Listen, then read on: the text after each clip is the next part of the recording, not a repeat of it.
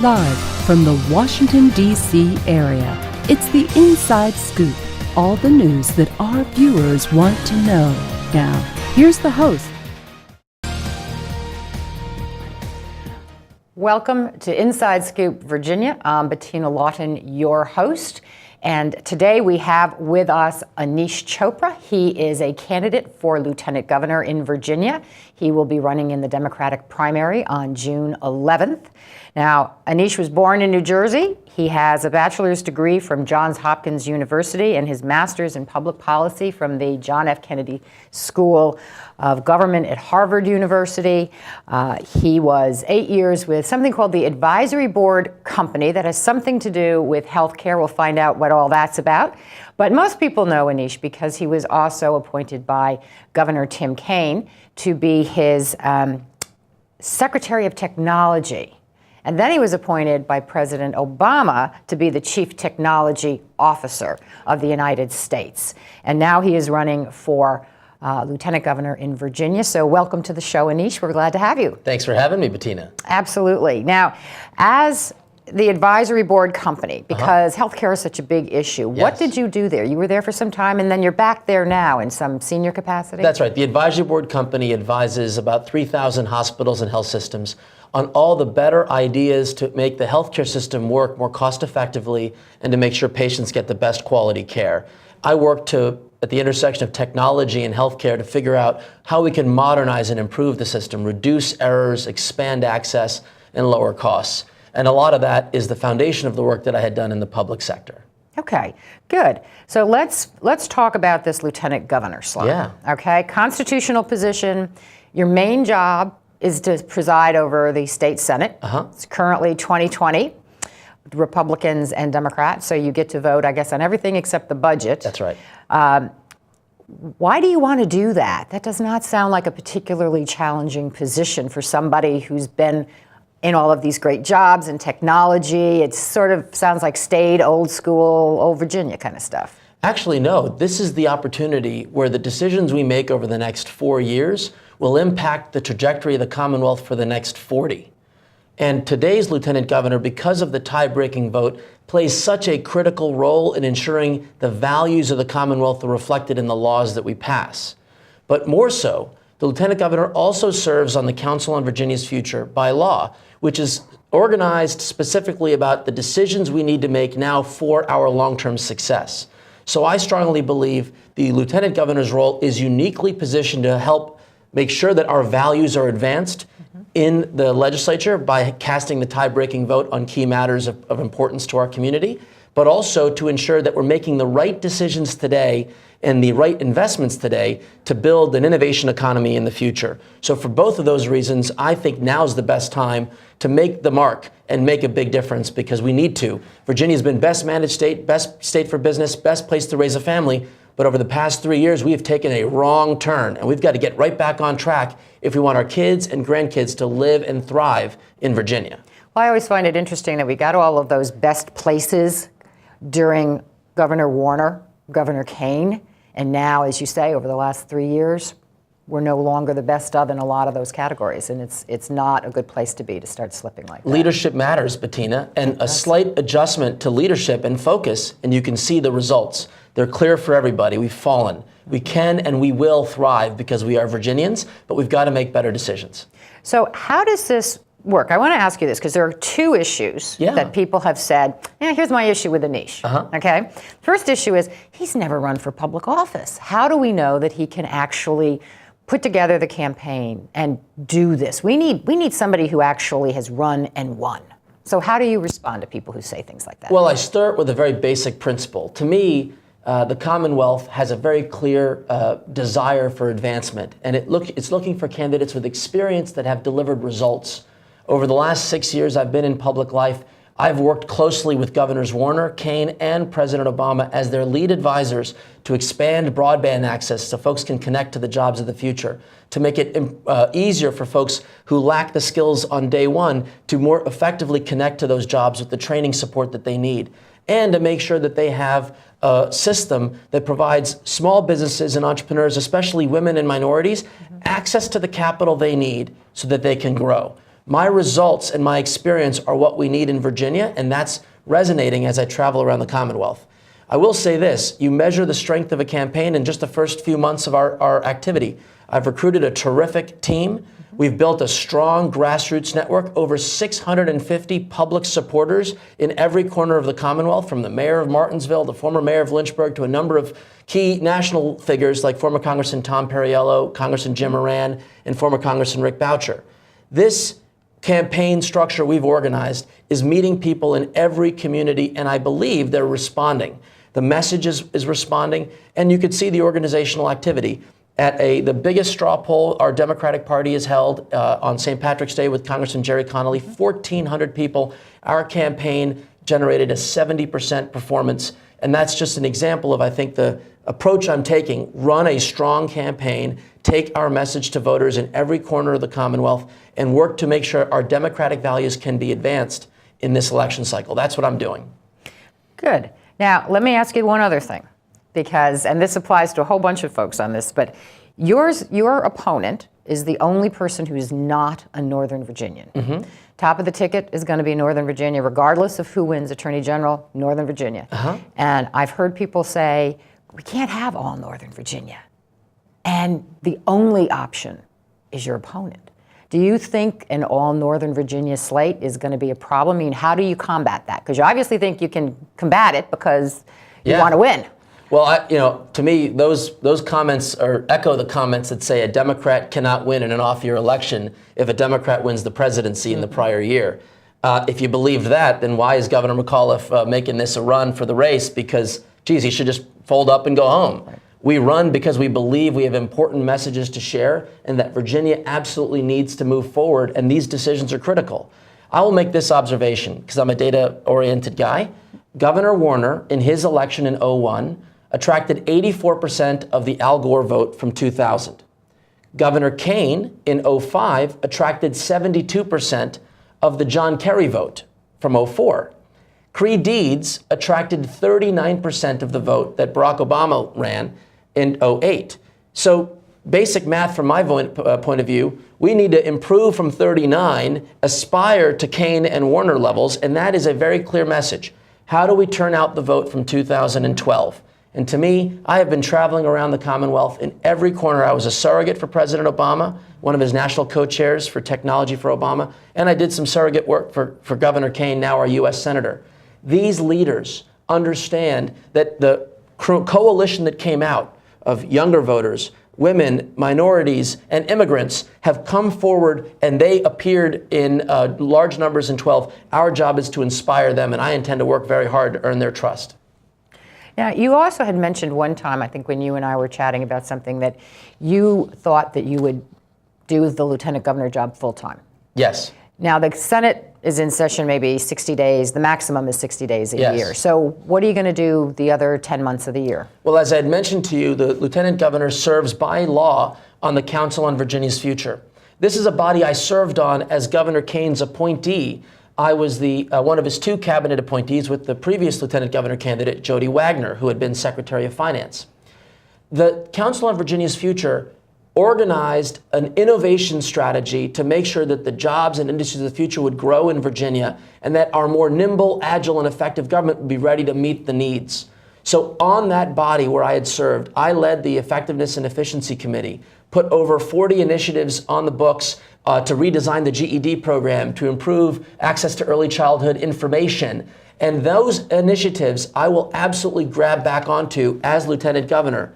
But in addition to that, I intend to do a couple of other important things. One, under President Obama, we've launched Startup America, a grassroots movement to help new businesses thrive, including women and minority-owned businesses. We have over 600 companies registered for Startup Virginia, and I had the pleasure of launching that initiative with Steve Case, the founder of AOL, about 1.5 years ago.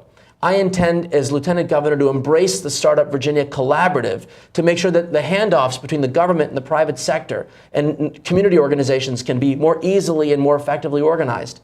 But in addition to that, I also intend to focus on women and girls.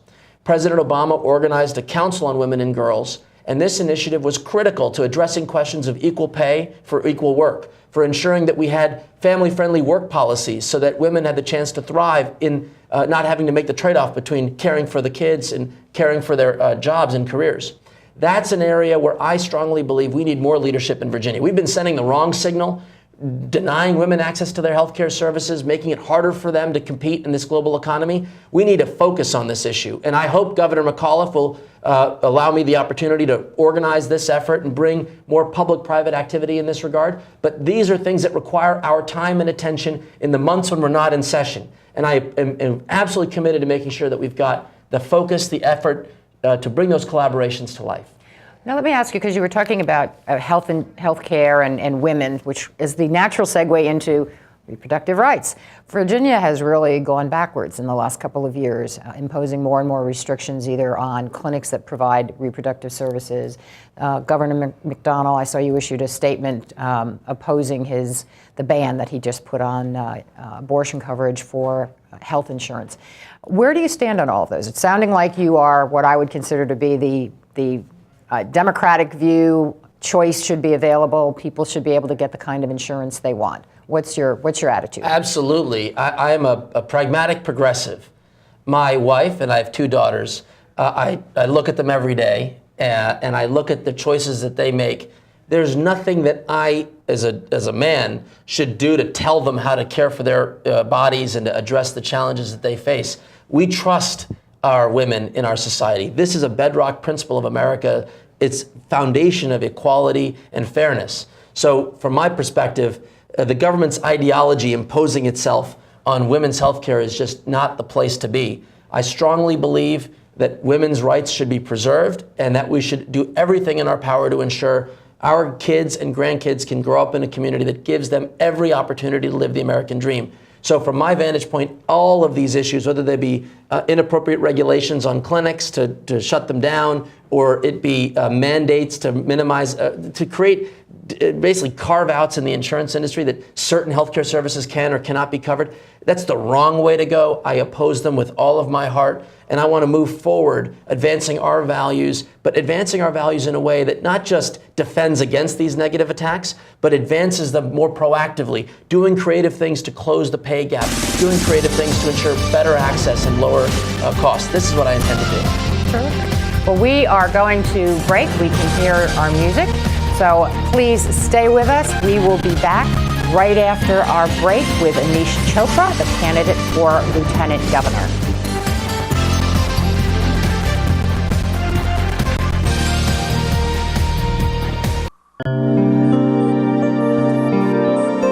Art, a universal language, an expression of culture, of self. And now, thanks to Empowered Women International, a way for emerging and established immigrant and refugee artists and artisans to find hope to earn a living while enriching the lives of all of us. Empowered Women International, making a better America every day. For more information on Empowered Women International's educational programs or to make a tax-free donation, contact C. Fripp at AOL.com.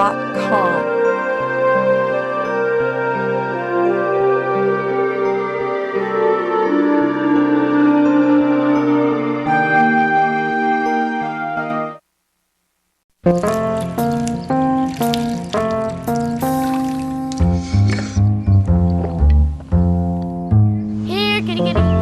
Here, kitty, kitty, kitty. Here, kitty, kitty. You'd think it would be easy to tell which kids have trouble with their eyesight. But that's not always the case. Even though 1 in 4 children may have a vision problem, eye doctors tell us the symptoms aren't always so obvious. We do know that 80% of all childhood learning is visual. And without good vision, kids can have trouble learning to read and may fall behind in school. For clues on how to spot the real-life signs of childhood vision problems and what parents can do, visit checkyearly.com. A public service message from the Vision Council of America and Reading is Fundamental. We're back to the Inside Scoop. Here again, your host. Welcome back. I'm Bettina Lawton. I have with me Aneesh Chopra. He is a candidate for Lieutenant Governor. The primary is June 11th. Make sure you go out and vote. When we left, we were talking about women's reproductive rights and health care. I want to move it over to Medicaid expansion because that's been a big issue in Virginia. And everyone seems to say, or at least every Democrat seems to say, yes, we should do that. We should cover more people. It's 300,000 or 400,000 new people would get health care. Republicans keep saying, I don't like this, I don't like that. There's some kind of commission or something. Where do you stand on all that? How do we move that ball forward? The decision that Virginia took to delay or defer, make more complicated the decision of Medicaid expansion was wrong. This issue of Medicaid expansion is a no-brainer.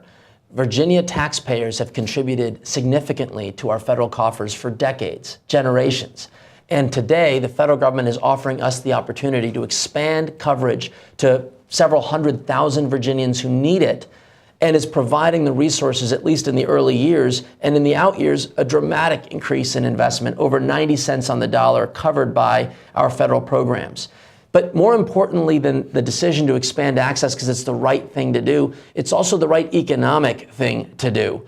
Today, our state hospital network relies on certain payments so that individuals who lack access to insurance, we, those who have insurance, foot the bill. If the governor chooses not to expand Medicaid, our hospitals will take an even greater financial hit, which means the decision not to expand is going to cost us more money if we have insurance. And that's just bad economics.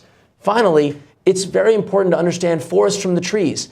The vision for healthcare is not just to expand coverage, although that's critical. It's to build a healthcare system that lowers heart attacks, that cures big challenges like Alzheimer's and cancer, and positions us to ensure that patients with chronic disease have the best care at the lowest possible cost. You cannot build that healthcare system unless we're all in this together. Everybody is insured, and the system as a whole starts to reward providers and clinics and patients who do the right thing and lower some of these challenges that have increased costs and have addressed quality issues. We've got to tackle this, and over the next 5 years, every other state in America is doing this. Is Virginia going to be a laggard, or are we going to be a leader who's going to step up and say, we're going to do it the Virginia way? I suggest we can lead in this area, and I intend to help as Lieutenant Governor. Well, it also raises an issue with the Medicaid expansion that I'd heard. If we go ahead and we do this, all these new people covered also is going to help us on the jobs front. Well, clearly, if you inject billions of dollars into the economy, that means more job creation in the healthcare sector. It also means, presumably, less burden on those who are insured, which gives businesses more money to spend on growth. So absolutely, addressing healthcare is an important factor in ensuring a growing economy. But for all those reasons, it's sad that our leadership is putting ideology and just thumbing their nose at the president willy-nilly. Even the State Chamber of Commerce, which is very traditionally aligned in many ways with conservative fiscal views, they've endorsed this expansion. So it's really just ideology and just a perception of anti-Obama anything that's holding us back. That's wrong for Virginia. I intend to correct this, and I intend to lead to make sure that we move us forward, not backwards. What do you think the other job opportunities are in Virginia? I mean, we're looking at this sequester, we're looking at people potentially losing jobs, particularly in Northern Virginia. But what can we do in order to try and get more jobs to the state? I believe the jobs question is the single most important issue in this race. Everywhere I go, there remains anxiety about what the next generation of jobs will look like. Job needs now and job needs in the next decade. To me, there are three things. And remember, Virginia has been a model. The New York Times actually honored Governor Kane and said, if you want to see a vision for the president's views, look to the Virginia model. And I had the pleasure of serving on economic strategies in both administrations. The formula is simple. We make smart investments in the building blocks of innovation. Now, normally that's just roadways, railways, and runways, and we have made a move on the transportation front, but that's not enough. Human capital is critical for a 21st century economy. We need workers who are ready on day one to meet the jobs that are available today. We still have open, unfilled jobs in Virginia because our workers lack the skills. to fill those jobs. So we've got to have a workforce strategy. We also need fair rules of the road that make sure businesses can raise capital. You know, I used to be the president of a nonprofit organization called TIE, looking at Indian American executives who had a hard time raising capital because a lot of the venture capitalists said, yeah, you guys are good at tech stuff, but we don't think you can actually run a business. We worked to shatter that glass ceiling in venture capital, and now you see a number of businesses that are run by immigrant founders. The same needs to happen for women and minorities. That's why the president signed the Jobs Act, so we can make it easier for folks to access capital in new ways. And then finally, we need a more progressive and innovative government, because to create the jobs of the future, we're going to have to make industries of the past more effective and productive. Healthcare, energy, education. This requires a smarter government that will allow breakthrough ideas to come forward. Virginia has great research assets, great federal labs. We need to turn those ideas into businesses, and those could be the next billion-dollar opportunity. I intend to champion those opportunities as your next lieutenant governor. Well, let's switch topics all the way around, but another one that's a lot in the news, and that's guns. Yes. Virginia is a decidedly pro-gun kind of place. And what do we do? What can we do about keeping our children safe in school? What can we do to help protect our law enforcement people? There have been reports in the paper about the 2 prosecutors down in Texas that got killed, the sheriff in West Virginia who just got killed. What can we do about that? Where do you stand on guns, on background checks, assault bans, and those types of things? I was in the governor's cabinet, Governor Kane's cabinet, when the tragedy at Virginia Tech took place. And we were absolutely clear. One of the first things we have to do in the Commonwealth is ensure that the laws on our books actually work. The background check system skips 40% of all transactions. Anything done on the internet or anything done at a gun show, no background checks. Governor Kane thought a sensible step would be to make sure we offered universal background checks. That's still not the law in Virginia. I believe our first step is to address making sure all of those transactions go through our background check system. Second, President Obama has put forth a very sensible strategy that addresses high-capacity magazines and looks at the issues of assault weapons. I believe the president's plan is an effective one and should move forward.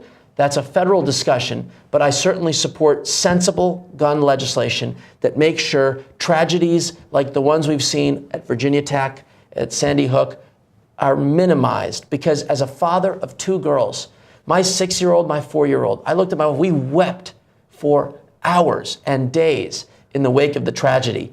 We have to do something. And I think a sensible approach is following the president's lead and at a minimum, addressing universal background checks, because we know that is a clear winner in terms of keeping guns out of the hands of folks who shouldn't have them. Okay. How are you on putting guns in the schools? There were some people suggesting we arm principals, we arm teachers, we hire more police officers so that you've got police officers patrolling the schools. Where do you stand on those kinds of things? Well, let me separate what you just said. We have, in President Clinton's time, expanded these basically police activities at school. And there are trained professionals who have been funded to help provide support in different communities based on funding formulas and what they have the capacity to do.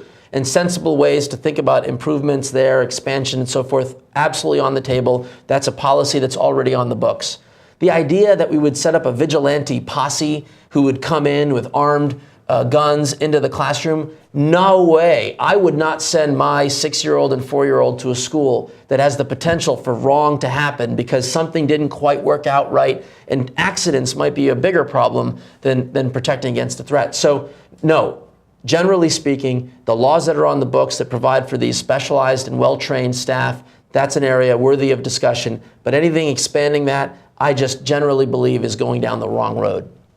And where do you stand on, because you talked a little bit before about opportunities for people and diversity things, on the LGBTQA group, where are you? The governor has the opportunity, although McDonald didn't want to do it, to issue, don't discriminate against gay and lesbians in the workplace. Of course, Attorney General Cuccinelli said you can't say that. He told the colleges you don't have to pay any attention to these issues. Where do you stand on all of that? What's the right role for the Virginia government in this? The right role is to celebrate our neighbors and friends for who they are, and to say that you are equal under the law, that you represent an opportunity to make life better for the rest of us.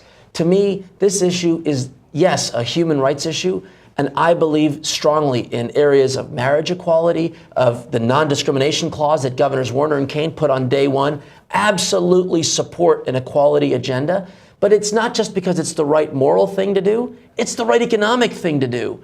If you look at our economy, our increasingly diverse economy, the winners in the global economy will be those who attract the best and the brightest, who bring out the best talents. Could you imagine if we had a young child who was unsure of their own sexuality and felt, where am I going to want to live and thrive?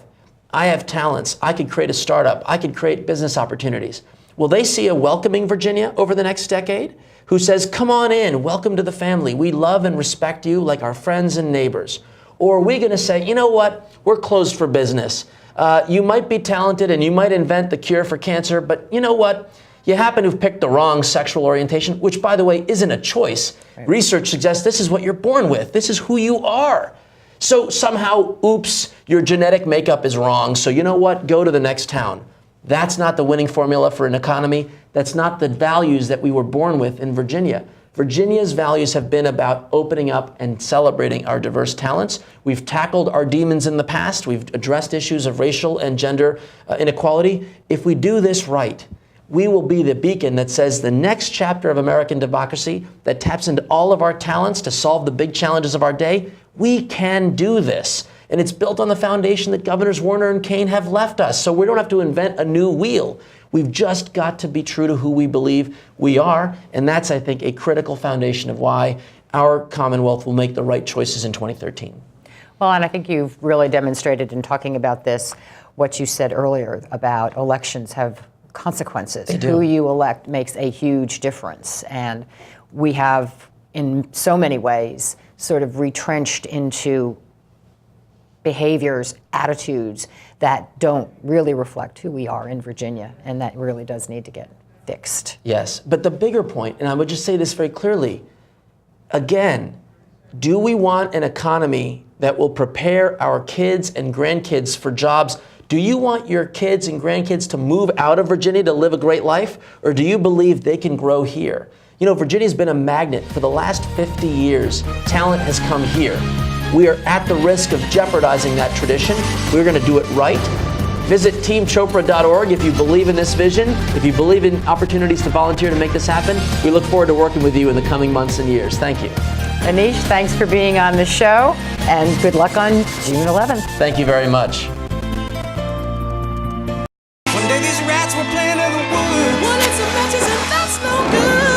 Listen to smoke before you give it a try. Only you. Don't play with matches. Don't play with fire. Cause there's nothing very funny about nothing very nice. Homeless minds. So if a gorgeous force is what you desire, don't play with matches. Don't play with fire. Only you can prevent wildfires. Fire. Why don't you just wash your car at home? When I wash my car, everything runs down the street and down into the storm drains. With all the chemicals in the soaps and waxes, the last thing I want to do is poison my own drinking water. At least here, it's all contained and recycled on site. That's why I also take my car in for oil changes instead of doing it myself. I might take a chance on spilling stuff. You know what the best part is? What? More time to kick back and watch the game. How far would you go to protect the planet? I want you to build an ark. Here we go. Okay, that's good. Oh, okay. Ow! Oh! Maybe there's another way. People! The flood is imminent! Is it too much to ask for a little precipitation? Go to fightglobalwarming.com to find out what you and your community can do to reduce global warming pollution.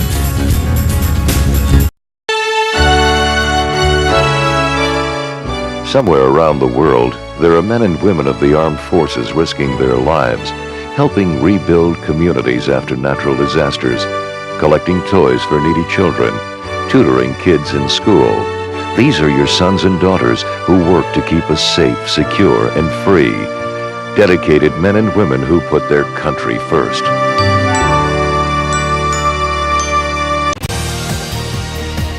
We're back to the Inside Scoop.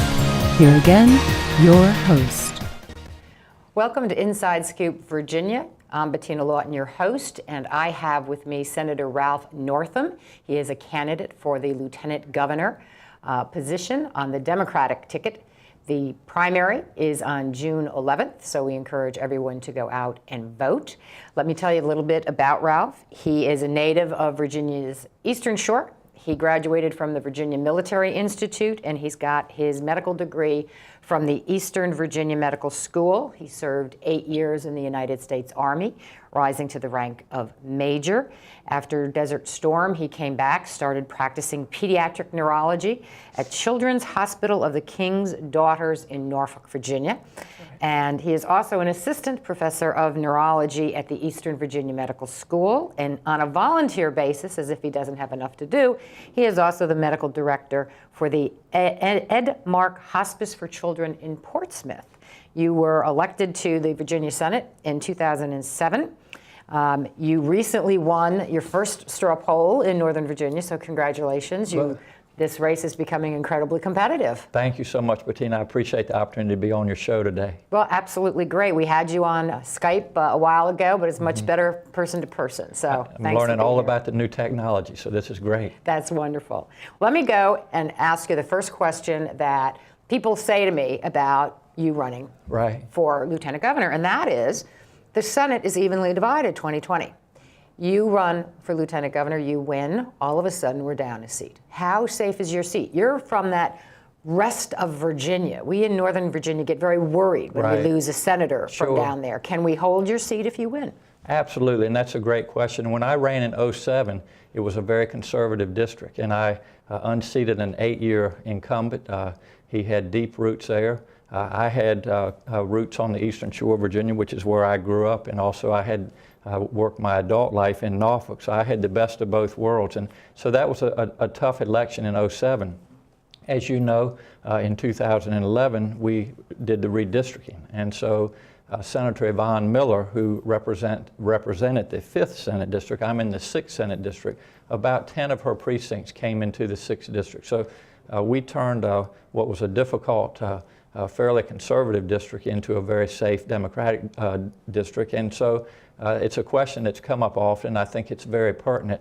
There are a couple folks, delegates, I won't mention any names today, but have expressed interest in running for my seat should I be successful. So as you said, the goal is to have a lieutenant governor who's a Democrat that can break that 2020 tie, and then to have someone come in and fill my shoes from the 6th district. So we have everything all worked out, but it's a great question. Okay, well, let me ask you, because you say in one of your materials that I read recently that your record in the Virginia Senate uniquely qualifies you to effectively navigate the legislative process and protect our values that have been too often under attack with Republican control in Richmond.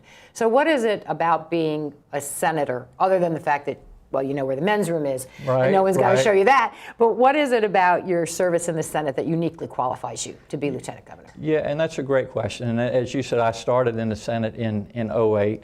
One of the reputations that I have in Richmond is to be able to work with both sides of the aisle. I think a good example of that is the restaurant smoking ban. I patroned that in 2008. It passed out of the Senate. It was defeated in the House in 2008. We came back in 2009 with the same language and moved that forward, and then the governor signed that into to law. And so I think that's made Virginia healthier. I'm certainly proud of that as a physician.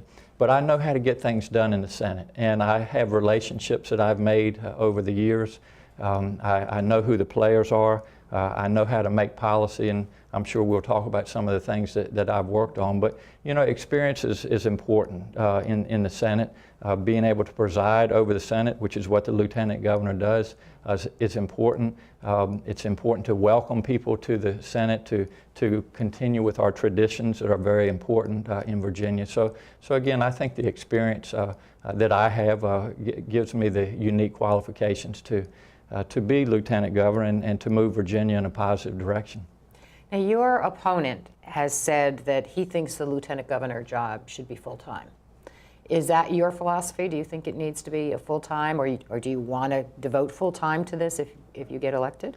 Well, it could be full-time. I don't think it's designed to be necessarily full-time. The lieutenant governor presides over the Senate during January and February. Could be a little bit longer, whether it's a short session or a long session. And then there are a lot of things that we can work on during the off session.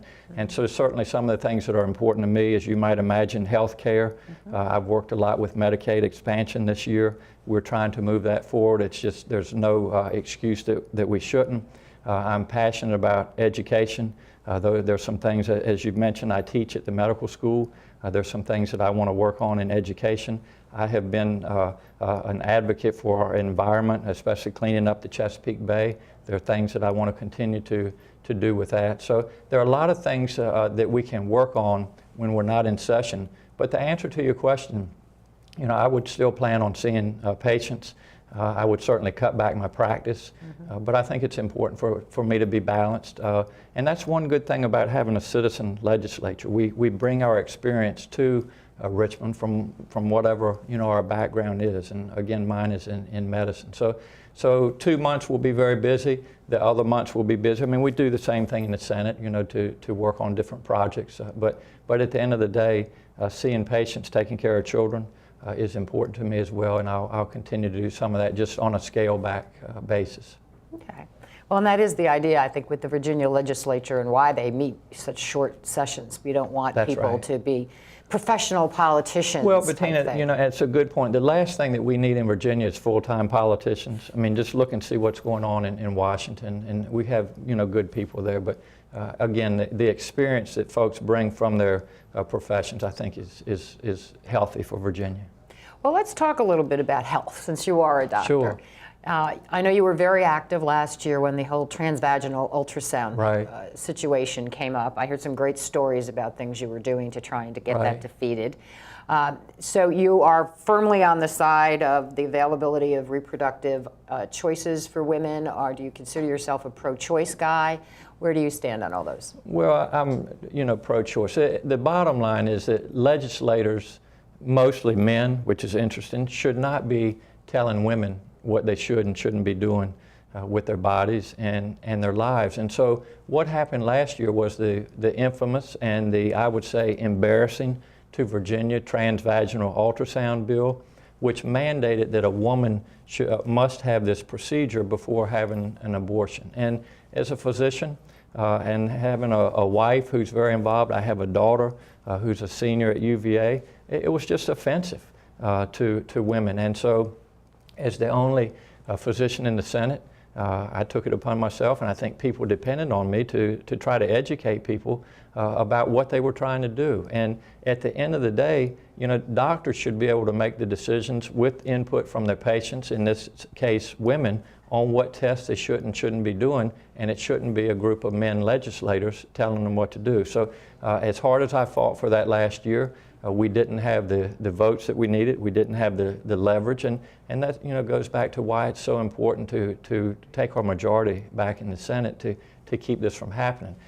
This year, I introduced legislation to repeal the ultrasound bill. Again, we didn't have the votes that we needed, but as soon as we have a clean sweep this year with the governor, the lieutenant governor, and the attorney general, and then, by the way, take back some of these seats in the House, and then in 2015, hopefully get a couple more seats in the Senate, then we're going to not only stop this social agenda from rolling into Richmond, but try to reverse some of it as well. Well, we can hope. We can hope. Now, you're very much in favor of the Medicaid expansion, as I recall our prior conversations. And it's sort of in this odd shape now with some kind of a committee or whatever. Right. Was that a satisfactory, if that's the only thing we can get, solution, or what do we need to do to get better? Well, we've made progress, but we still have a lot of work to do. And Senator Barbara Favola and I wrote the language this year for the budget amendment that would expand Medicaid. By the way, Barbara is doing a great job, and I tell people, if you all could send us 20 more Barbara Favolas, we'd be set All right. in the Senate. But what is happening with health care, Bettina, is that the cost of health care has risen a lot faster than people's salaries. So there are hardworking Virginians out there who don't have a high enough salary to afford health care coverage. And so the Medicaid expansion is designed to help those folks. And it would open up coverage to about 350 to 400,000 hardworking Virginians. It would also put about 30,000 more jobs in Virginia. So it's money, tax money on the federal level that we've already paid into. And for our governor to be short-sighted and not take advantage of Medicaid expansion is really just leaving money on the table, throwing it out the window, whatever analogy you want to use. And so two ways I would look at it. It's not good for the quality of care for patients that need coverage. They're receiving their care in the emergency room is not good. And it's also an economic driver for the Commonwealth of Virginia. So to not take advantage of that, not use that money, surrounding states like Maryland, Delaware, New Jersey, Florida, they're going to take money that hardworking Virginians have put into the system, and it's just very short-sighted. So we have things in place to move forward. I think the governor, unfortunately, is going to do everything to drag his feet, but hopefully in January of 2014, we'll have a new person, Terry McAuliffe, in the governor's office, and we'll move forward with Medicaid expansion. And what about the governor just put in a change, and I assume it passed, I believe I read that it passed, having to do with the availability of abortion coverage on these exchanges that are supposed to be set up. Right. The healthcare exchanges, and that's another thing I worked on last year.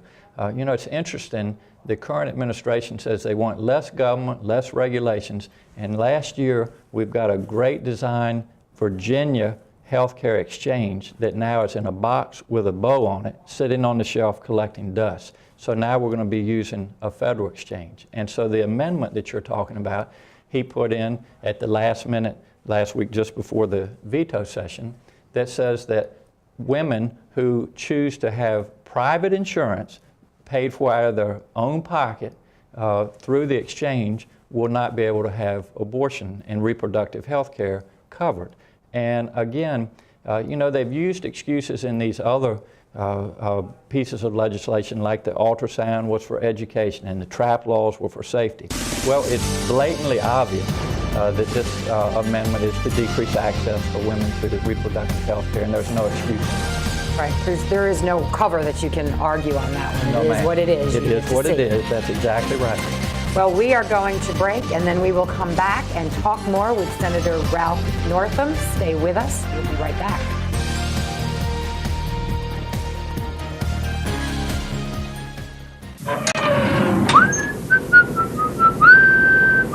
This is firstgov.gov, where we're obsessed with getting you government information. Brand new student loan applications on the site, baby. This calls for a celebration. Where's your uncle? So in the end, it was either take the astronaut gig or come work here. What can I say? Duty called. Dude, that's my cop. Oh, sorry. Yeah. No, I'm pretty sure that's Sam's cop. Oh, sorry. Yeah. No. Sam's. No. Just log on or email us and get what you need. C, change of address form. That's how it's done. D, driver's license renewal. E, emailing social security information. Yeah. Okay. Yeah. Nice, we'll allow it. All right, Ed. What are those? Government surplus cars for auction. You posted those online last time. No, you did. I'm posting them online this time! For all your government information, firstgov.gov. Oh, what have we got here? Sometimes you feel tired. You can't seem to lose those extra pounds off your midsection. And your joints hurt when you take the stairs? Well, you're getting older.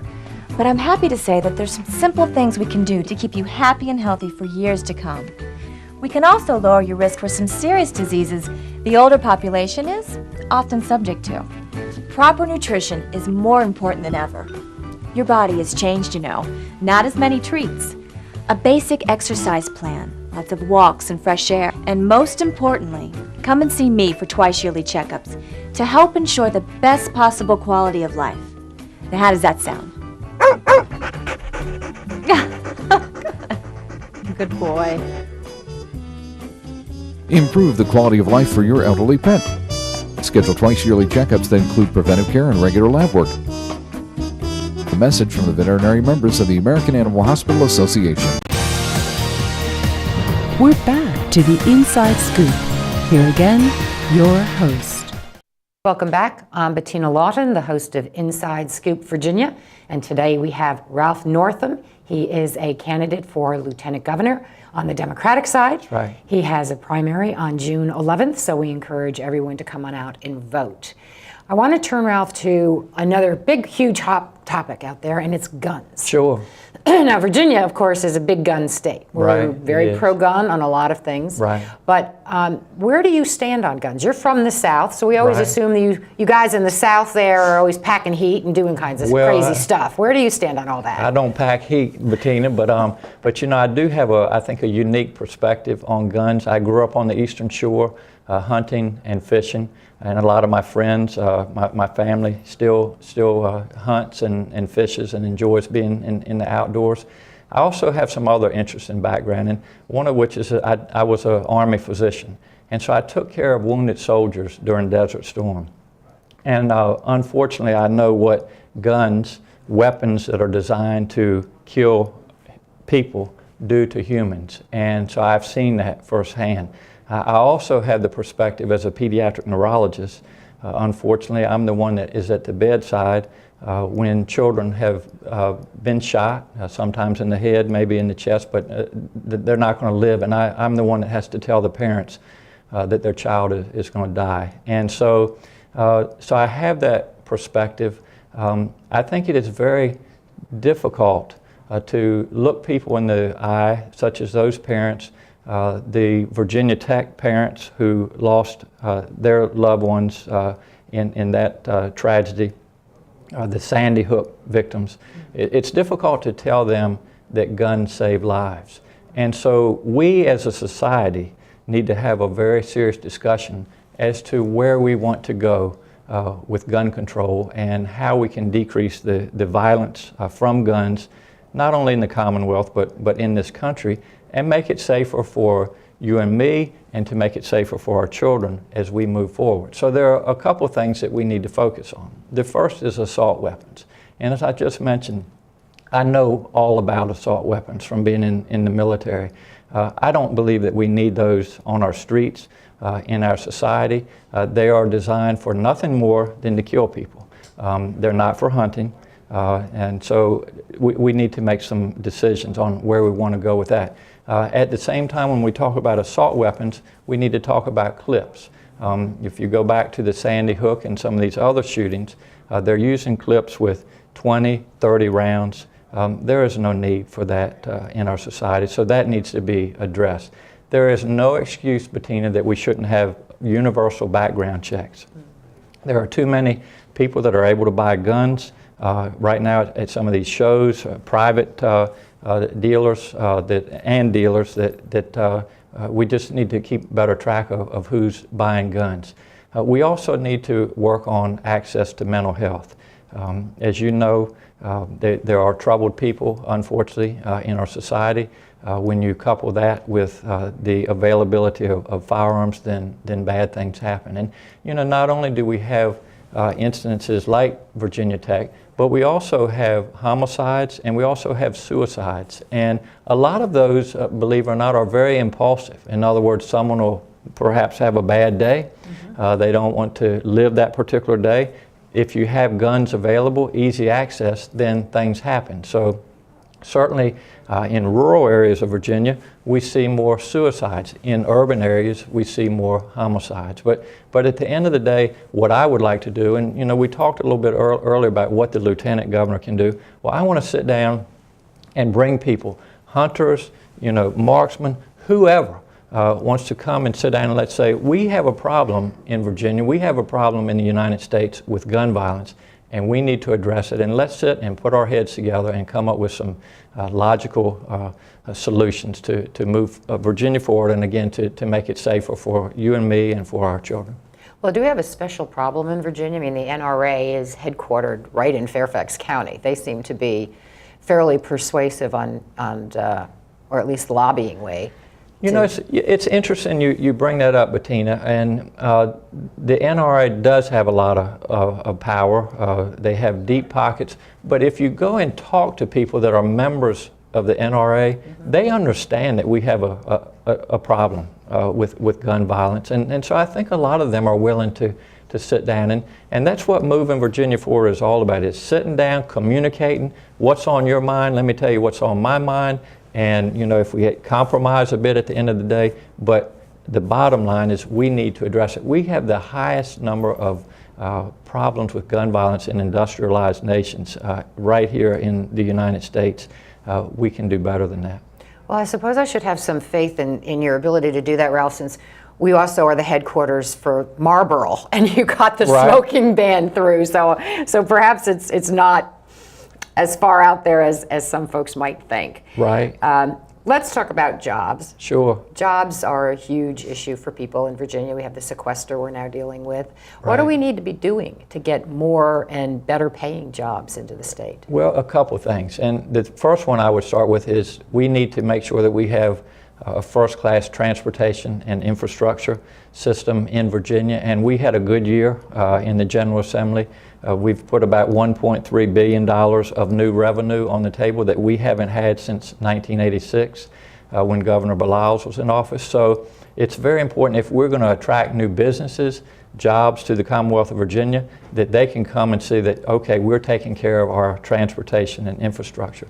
The second area that I am passionate about, and as you mentioned earlier, I do teach at the medical school, but it's education. If people are going to be attracted to Virginia, they need to know that we have a good education system, and we need to be in a position where we're educating our children and our young adults and preparing them for the workforce. And it's a continuum of education, the way I would look at it. Education starts at home. There's no question about that. Unfortunately, there's some children that don't come from good homes. But pre-K is very important. As a pediatric neurologist, that's something that I have worked on, and also as a parent, the learning potential of the 2, 3, 4, 5-year-old brain is tremendous. And so I always try to make the point is that if Pam, my wife, and I, we have the means to send our children to pre-K and our neighbors don't, that's what starts the gap between the haves and the have-nots. So all children, in my opinion, and I work very closely with Governor Kane when he served, all children should have access to pre-K. The other areas that we need to focus on in high school, not everybody obviously is destined to go to college. And so we need to focus on more technical and vocational training so that our high schoolers will be prepared to enter the workforce.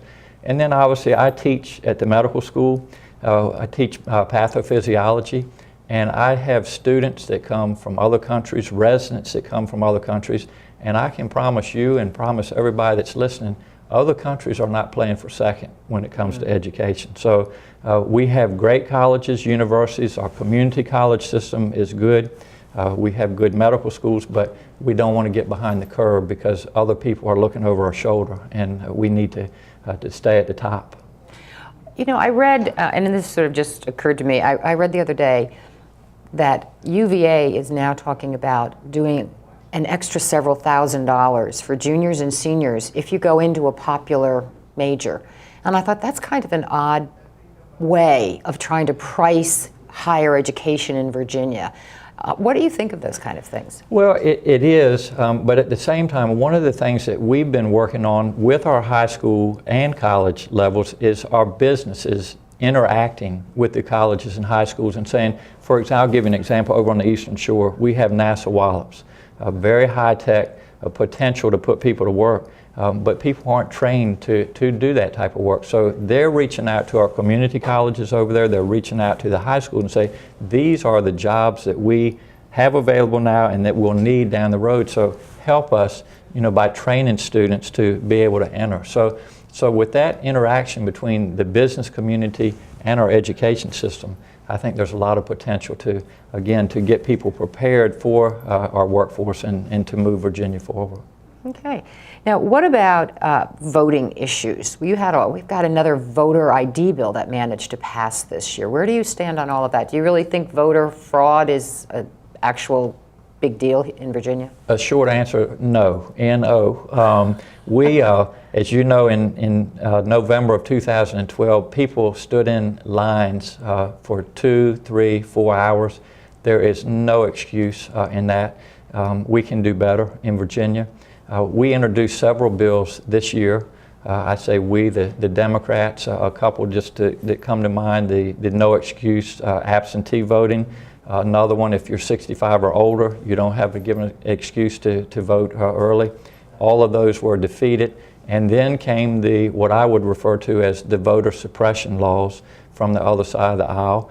And you ask about voter fraud, there is no evidence that there's voter fraud, but I can tell you what there is evidence of, and that's that party, the Republican Party. They know that they had a bad year in 2012, not only in Virginia, but across the country.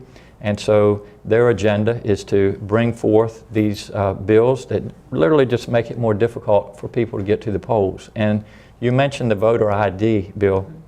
You know, there's no need for that.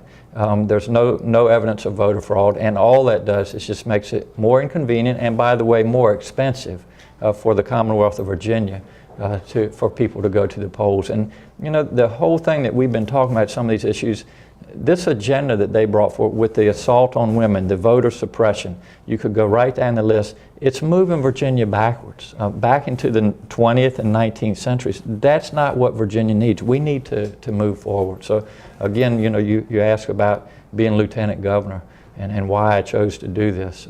I'm just tired of sitting and watching that agenda. We need to have a Democrat in the lieutenant governor's seat that can break those ties and keep that kind of agenda from moving any more so than into Virginia.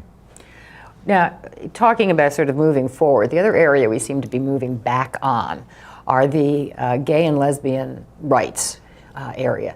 We seem in the last couple of years, we don't do you can't just discriminate against them if you want to. We've got you can't adopt children if you're gay. Right. Where do you stand on that whole issue? Well, that's a great question, and I've always been an advocate for equality. And you know, especially as a pediatric neurologist, I understand the biology, the hormones of the brain. I think the first thing that we have to say and to educate people, this is not a choice that people make. This is the way God made them. This is the way they are. People don't choose to be like that. So that's the first. The second is that we should treat others like we would like them to treat us, with equality. So if you believe in those two things, then it's kind of I hate to use the term, but it's a no-brainer for me, and it should be a no-brainer for others. We should give them the same rights that anybody else has, and we should allow children to be raised by them. They make wonderful parents, and we need to move forward with that. All right, well, we are out of time. I want to thank you so much, Ralph, for coming and talking with us. Thank you, Bettina. Good luck on your campaign, and June 11th, go vote. Thank you so much for having me.